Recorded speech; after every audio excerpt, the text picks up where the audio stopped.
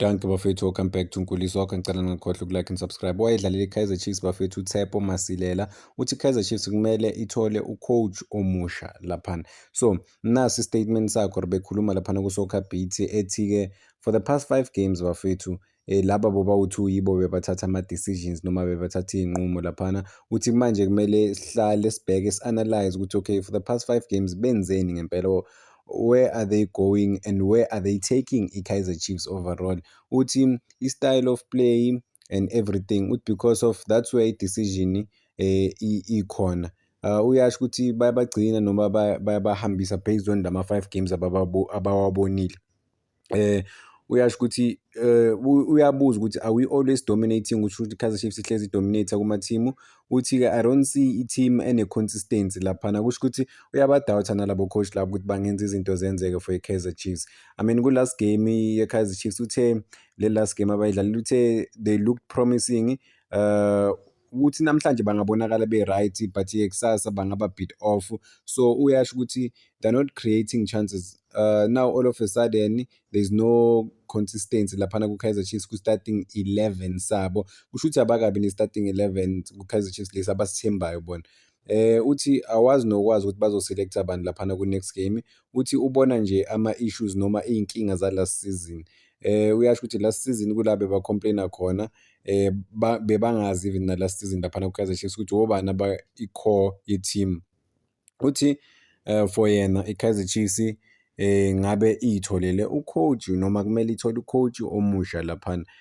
Amagama strong kakhulu mawubheka bafethu from uMasilela, lento ayikhulumayo about ama-coaches we-Kaizer Chiefs awu-2. i-Kaizer Chiefs i-announce-ile ukuthi yibo sebazophatha laphana noma bazo-decide ku-Kaizer Chiefs abazoba khona for unyaka wonke. Mangithi unyaka wonke ngikhuluma nge-season, so iyoze iphele i-season kuyibo. Kusho ukuthi i-management ye-Kaizer Chiefs iyabathemba lobo coach ukuthi okay they can bring something to i-Kaizer Chiefs. But my biggest worry mina from a side lami ukuthi you never know ukuthi bazokwazi na ukudeliver. Why ngithi you never know? Because of bayakwazi ukudeliver ngasikhathi bacushisiwe babambe nje kancane. So manje yonke into seyibheke bona ngempela, so kumele baziprove ngempela manje. There's no place to hide. Will they be able to do that? I-pressure seyibheke bona, because yes, last time beba under i-shadow kabani ka-coach Nabi overall. So I mean masibheka laphana bakwazile mabanikwa lawa ama-opportunities, bakwazile ukuwathatha, badlala kahle kakhulu. Ilokhu njani i-season meyiqala, but guess what, melo eqhubeka kubuya u-coach Nabi-ke angazi ukuthi u-coach Nabi ba-disturb-ile or kwenzakaleni ngempela bafowethu, but guess what, izinto ahambi kahle laphana ku-Kaizer Chiefs, asibeni honest in terms of bayawa-create ama-opportunities, yes, but guess what, they're not able to bury those opportunities. So kumele bakwazi ukuwathatha lawo ma-opportunities. If they can be able to take those opportunities, bazoshaya amagoli amaningi kakhulu laphana ku-Kaizer Chiefs. Kuzoba lula ukuthi for bona babe competitive kakhulu, bakwazi ukulwa, bakwazi ukuthola ama-results a-serious. But-ke at the same time i-disadvantage ukuthi-ke banabo-coach abo-2. Kusho ukuthi alikho i-leader, umuntu ozoba ku-fault laphana ku-Kaizer Chiefs. Nje kusho ukuthi bazoba ama-caretaker coaches awu-2 laphana ku-Kaizer Chiefs. So I mean mayingekho i-leader kuzokwenzakalani ngempela bafethu laphana ku-Kaizer Chiefs, because they need i-leader eli-direct eli-straight ukuthi okay this one we can trust, ukuthi okay uye ophethe. Kuzoripota bani? Yibo bawu-2 kumele bahlangane if like kunama-problems ku-Kaizer Chiefs ababoni eye to eye, cause nomunye uBen naye angafuna iside lakhe, angafuna ukuwumela, at the same time nalo munye angafuna ukuwumela uCedric. So kuzokwenziwa njani overall lapho? So yizo izinto ekumele ebhekwe laphana ku-Kaizer Chiefs ukuthi are these guys well equipped, are these guys enough to bring i-Kaizer Chiefs to the highest level, to take i-Kaizer Chiefs to the next level. Why? Isikhathi esiningi they've been ama-assistant coach. Mawumbheka ulokhu njani bafethu, uCedric Kaze lo wakhona waseBurundi, kwa-coach ama-under 17, ama-under 23, ne-senior team-ke nama-academies overall, but ucoach ongakaze like athenjwa laphana ukuthi okay coach bamthembe into eserious, hayi indaba yokudlala. So yeah, i-test ngempela. I mean ngabadawutha mina because I haven't seen much from bona. Bakaze baba ama-head coach sabona ukuthi yazini bamele, because bebahlezi baba under i-radar noma ba-under i-umbrella ka-coach Nabi, but this time around so kumele bamele. So bona they speak good football. I think into elimaze uNabi kakhulu bafethu i-communication. I-communication, there's no way coach ama-player ongakwazi ukukhuluma nawo. There's no way, because uzosho into, moments of frustration ureacta kanjani immediately lapho. So if you can't communicate your frustrations, udinga translate ukuthi ukhale kuyo and then iphinde iyabuya yona, so akusebenzi kanjalo bafethu. So bebadinga nje ucoach ozokwazi ukucommunicate nabo kalula.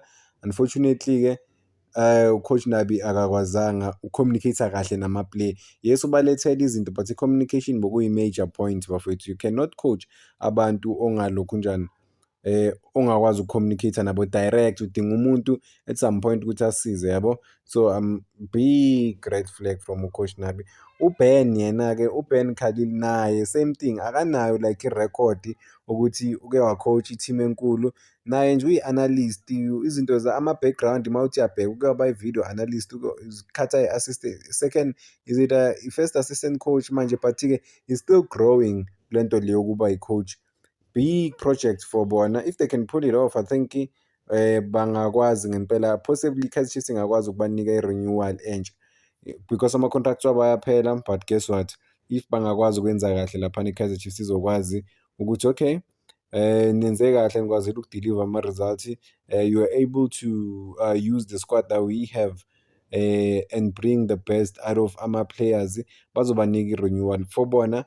They big opportunities, because i-big opportunity for bona babawuthi ukuthi baziprove ngempela ukuthi bangakwazi ukuleader i-Kaizer Chiefs.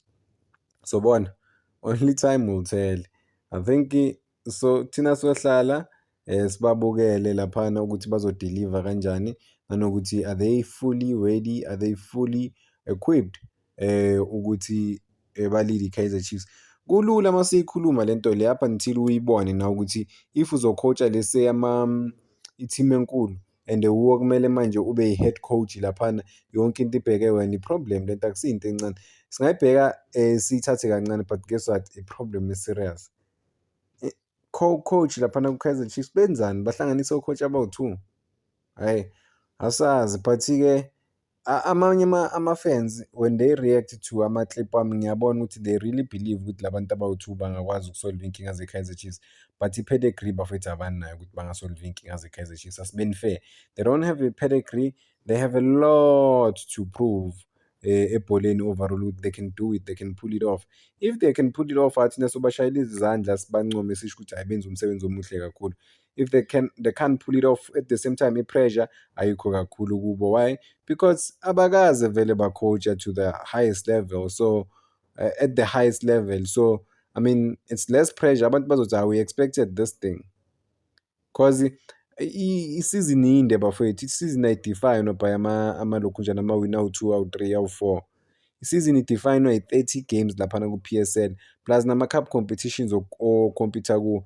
Already sebanokhwe out laphana ku-Carling, yeah, kabuhlungu kuma-penalty, but i-penalty, but same problems. Yabona uTshepo Masilela Mesh ukuthi yena ku-Kaizer Chiefs ubona same problems last season. Ukukhuluma iqiniso, they create opportunities, ama-opportunities amaningi, final third they are poor, but sithemba ukuthi bazo-improve. Danko bafethu, ngicela ningakhohlwa uku-like and subscribe.